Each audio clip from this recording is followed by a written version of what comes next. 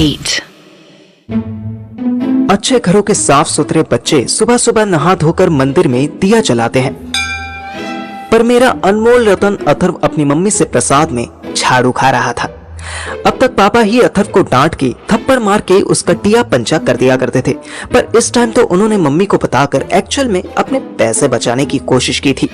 उन्हें लगा कि अथर्व को इतना बिगड़ा हुआ जानकर उसकी मम्मी बाहर भेजने के बजाय दिल्ली में ही किसी फालतू सी जॉब में लगवा देगी और उनके 2 लाख बच जाएंगे। पर सुनीता आंटी भी कम चंट नहीं थी। सबसे पहले तो उन्होंने अथर्व का हाथ अपने सर पर रखकर ब्लैकमेल करना शुरू कर दिया। बोल, चुप क्यों है? तुझे मेरी कसम है, बता कौन थी तेरे साथ? अरे मम्मी, कोई नहीं थी, आप तो बस पीटने में लगे हो, मेरी तो सुन ही नहीं रहे। तू क्या, तेरा बाप झूठ बोल रहा है? इन्होंने अपनी आंखों से तेरे कमरे में किसी लड़की को देखा था और मेरी कसम खाकर ये झूठ बोलेंगे? कुत्ते, सच बोल। अथर्व को नाश्ते में थप्पड़ मिल रहे थे। आयशा ने अगर अपने कुटे पिटे होने की दर्द भरी कहानी नहीं बताई होती तो 2 झाड़ू खाते ही अथर्व मम्मी को सब सच बता देता। पर अब अथर्व उसका नाम लेकर उसकी डेड बॉडी नहीं देखना चाहता था। उस बेवकूफ ने आउट ऑफ द ब्लू झूठ बोल दिया।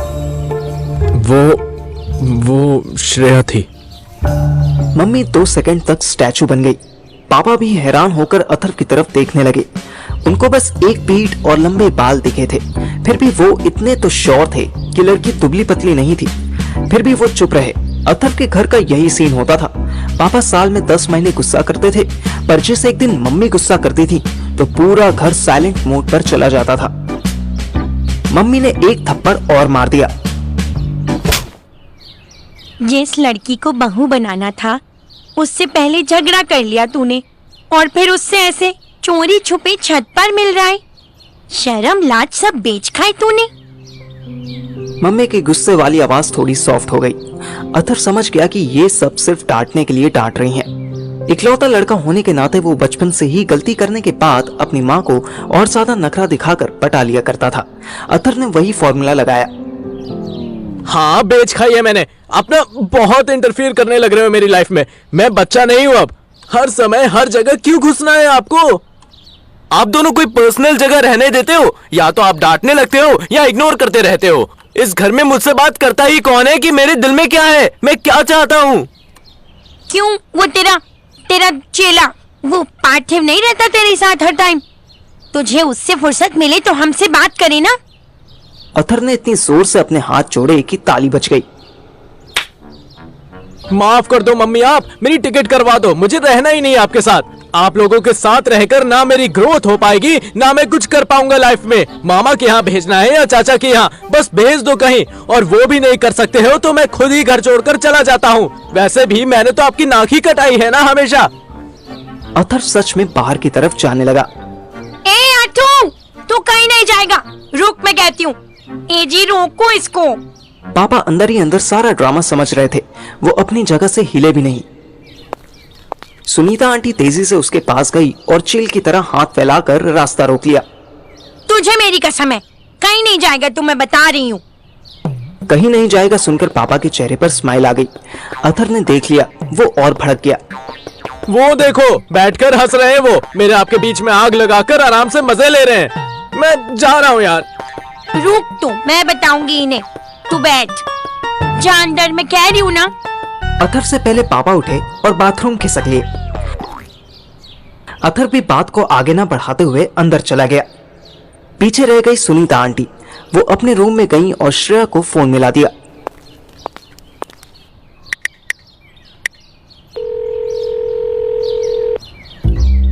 अथर्व के पैर में स्वेलिंग हो गई थी। वो किचन से बर्फ लेने के लिए रूम से बाहर निकला ही था कि उसके कान में मम्मी की आवाज आ गई। हेलो, हाँ बेटा, कैसी है तू? आई नहीं बहुत दिन से। अथर्व के एंटीना ने तुरंत सिग्नल पकड़ लिया। वो अपने रूम में दौड़ कर गया और श्रेया को व्हाट्सएप लिखा। हाय, प्लीज बचा लेना आज। मम को बोल देना कि तुम मुझसे कल रात मिली थी। तुम अपनी फ्रेंड के यहाँ रुकी थी जो हमारे ही मोहल्ले में है। Please please please.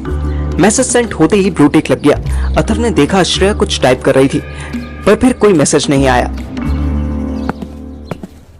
अथर्व फिर आंटी के रूम के बाहर पहुंचा और कान लगाकर खड़ा हो गया। उसे बस एक तरफ की आवाज आ रही थी। अरे इधर आई थी तो मिलकर जाती, घर आ जाती।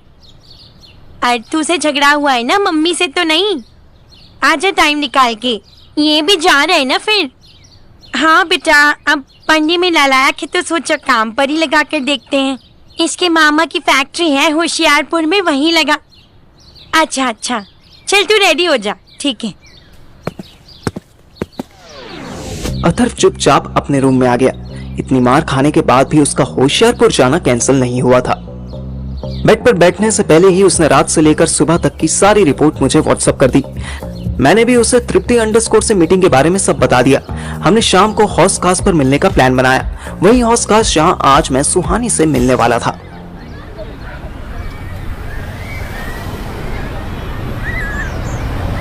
सबसे पहले शाम 5 बजे मैं हौस खास पहुंचा। वाह क्या ब्यूटीफुल व्यू था। इधर उधर सब तरफ नेचर ही नेचर। छोटे छोटे पिजन होल्स में घुसे लैला मजनूस अपनी चोंच लड़ा रहे थे। हाथ में डंडा लेकर चौकीदार दूर खड़ा था और मैं बेंच पर बैठकर सुहानी का इंतजार कर रहा था। वाह, आज मुझे हौस खास इसलिए भी अच्छा लग रहा था कि मुझे किसी की चौकीदारी नहीं करनी थी।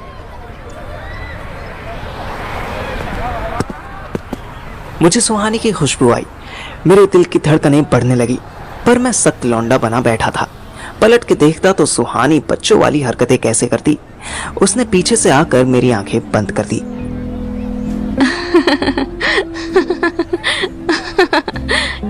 गेस हू? रश्मिका मंदाना, तृप्ति डिमरी, या कृति सेनन, या मेरी सुहानी सुंदरी। एक नंबर का नौटंकी है तू। सुहानी मेरे पास आई और ऐसे गली लगी कि अब कभी हटेगी ही नहीं। मैं भी उसकी बाहों में मेल्ट हो गया। 2 मिनट बाद अलग हटकर मैंने पूछा, सुन, मैं तो मेन गेट से इतना अंदर था, एंट्रेंस की तरफ मेरी बैग थी, बेंच पर बैठा था, फिर भी तूने मुझे कैसे ढूंढ लिया? ढूंढा क्या? एंटर करते ही मैंने तेरा सर देख लिया, फिर और कुछ दिखा ही नहीं। मैं मुस्कुरा दिया। मुझे वो टाइम याद आ गया जब मुझे लगता था कि मैं ट्रांसपेरेंट हूँ। सेम टाइम पर अथर्व आता दिख गया, पर ये क्या, उसके साथ श्रेया भी आ रही थी। मैंने और अथर्व ने ऐसे हाथ मिलाया जैसे बहुत बड़े कॉर्पोरेट लॉयर्स हों। पता नहीं क्यों हम लड़के लड़कियों के सामने कुछ ज्यादा ही नौटंकी करने लगते हैं। और भाई सब ठीक? हाँ मस्त, तू बता कब जा रहा है? रात को 10 बजे। तो चल रहा है ना? मैंने देखा श्रेया ने मुझे ऐसे इग्नोर किया जैसे मैं ट्रांसपेरेंट। छोड़ो वो बात। पर श्रेया सुहानी से फॉर्मली बात करने लगी। एक दूसरे का बाल नोचने वाली ये चुड़ैलें अचानक दोस्त कैसे बन गई मुझे समझ नहीं आया, पर मैंने यही गेस किया कि शायद सेकंड पोजीशन ने श्रेया को थोड़ा हम्बल कर दिया होगा। मैं अथर्व के कान में बोला, बेंचो ये कैसे आ गई तेरे साथ? मैंने बुलाया है। मैं चाहता हूँ कि सब क्लियर करके जाओ, मन में कोई गिल्ट ना रहे। उछड़ी के नौटंकी, फिर एक चांस मारना चाहता ना? अथर्व ने मुझे घूर कर देखा। मैंने उसे इग्नोर किया और सुहानी के कंधे पर हाथ डाला। सुहू, तू पहले कभी हौस खास आई है क्या? हाँ, एक बार मम्मी के साथ आई थी। थक, मम्मी के साथ भी आना कोई आना होगा। चल मैं तुझे पूरा हौस खास घुमाता हूँ।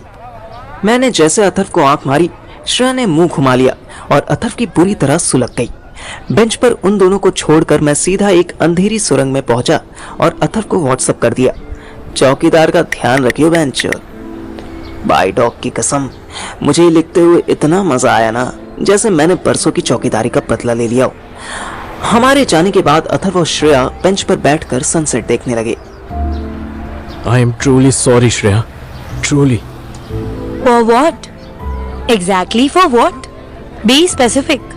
राधिका मैम के साथ पकड़े गए उसके लिए, या अपने नेबर के साथ अफेयर कर रहे हो उसके लिए, या हॉस्पिटल में तुम्हारे फ्रेंड ने मेरी इंसल्ट की उसके लिए? सबके लिए, दिल से सॉरी। अच्छा, श्रुति मासी को किस करने के लिए भी सॉरी हो? अथर्व को 440 वोल्ट का झटका लगा। श्रुति इतनी पर्सनल बात भी श्रेया को बता देगी, ऐसा उसने सोचा ना था। आई नो तुम बिलीव नहीं कर पाओगे, पर श्रुति से मेरा कोई रिलेशन नहीं है। उन्होंने बस मुझे ठीक करने के लिए, स्पीड रिकवरी के लिए थोड़ा फ्लर्ट किया था, बस। मुझे उनसे क्या मतलब अथर्व? मैं तो तुमको पसंद करती हूँ ना। I mean, करती थी। एनीवेज, इन बातों का अब कोई फायदा नहीं। फर्स्ट टाइम फैमिली से दूर जा रहे हो, अपना ध्यान रखना। अथर्व ने आगे बढ़कर श्रेया को हक कर लिया। मैंने इतना गंदा बिहेव किया तुम्हारे साथ, बट स्टिल तुमने आज मम्मी से झूठ बोल दिया कि तुम मेरे साथ थी। Thank you so much. हाँ ओके ठीक है, लास्ट फेवर था समझो, जिसके लिए मुझे बाद में गिल्ट होगा कि मैंने क्यों झूठ बोला। अथर्व अलग हुआ। उसने श्रेया का मुंह देखा। ऐसे शौक होने की जरूरत नहीं है। आंटी सोच रही होंगी कि कैसी लड़की है जो रात में छत पर मिलने आती है। छी, अपनी भाभीओ जैसा बना दिया तुमने मुझे। I am leaving now. Last time मिलना था, मिल लिए। Have a happy and safe journey. Atharva का ध्यान श्रेया की बातों से हटकर डंडा लेकर गुफाओं में घुसते चौकीदार पर चला गया। उसने तुरंत मुझे मैसेज किया, साले बाहर निकल, मुझ छड़ा रहा है। चौकीदार के आने से पहले ही मैं और सुहानी ऐसे ब्लश करते हुए गुफा से बाहर निकले जैसे फर्स्ट नाइट के बाद हस्बैंड वाइफ रूम से निकलते होंगे। अथर्व के फेस पर अमेजिंग जेलसी थी, पर यह जेलसी और इंक्रीज हो गई जब अथर्व को दूसरी गुफा से स्वीटी निकलती दिखाई दी।